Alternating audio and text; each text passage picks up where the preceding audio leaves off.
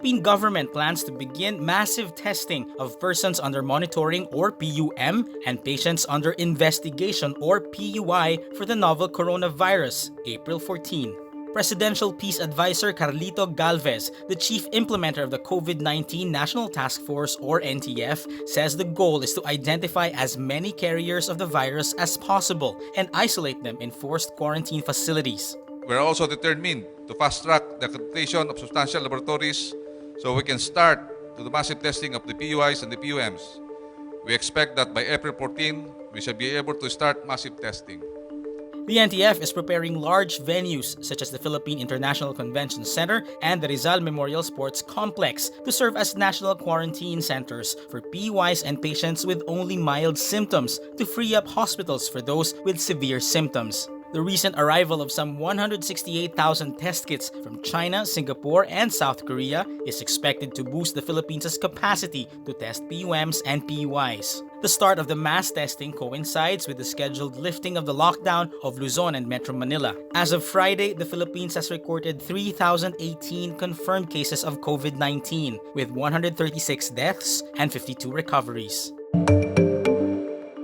House Speaker Alan Peter Cayetano says the public should not take literally President Rodrigo Duterte's order to the police and military to shoot residents causing unrest while Luzon is under lockdown. As usual po, I always look at the intent as I've said, 'di ba, in foreign media na hindi naintindihan minsan yung ating pangulo. Ang sabi ko sa kanila, I always take the president seriously, but not always literally, no? Cayetano says the context of the president's shoot-to-kill order was the rally organized by urban poor group Kadamay in Sitio San Roque to demand help from the government. Cayetano claims the urban group instigated a mini riot. Ano ba yung konteksto na sinabi niya yon? 'Di ba ang konteksto, yung Kadamay, yung sinugod yung isang barangay, nagkaroon ng riot o mini riot doon, and it can really spark, 'di ba, civil disobedience or riots in other places because gutom ang tao eh. 'Di ba? Takot ang marami nating kababayan. Grabe yung uncertainties.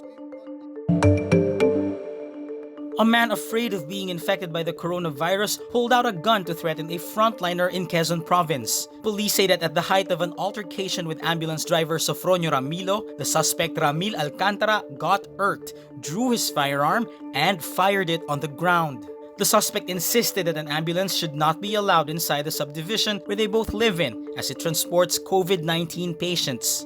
Peter Paul Medical Center of Candelaria Incorporated, the hospital where Ramilo works, condemns the incident. The PPMMCI says the ambulance was being used to ferry medical personnel and that the vehicle was cleaned and disinfected regularly.